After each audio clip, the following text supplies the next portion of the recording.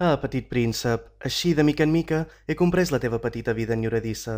Durant molt de temps, la teva única distracció fou la dolçor de les postes a sol.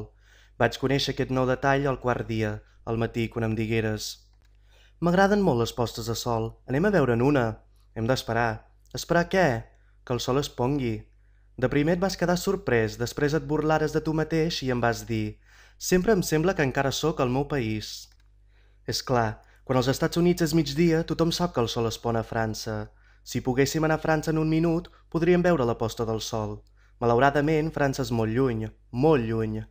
En canvi, al teu petit planeta, en tenies prou de fer córrer una mica la cadireta i podies veure el crepuscle cada cop que volies. Un dia vaig veure pondre's el sol 43 vegades, i al cap d'una estona afegies: és que quan s'està molt trist t'agrada de veure les postes de sol. Així doncs, el dia de les 43 vegades n'estaves molt de trist. Però el petit príncep no va respondre.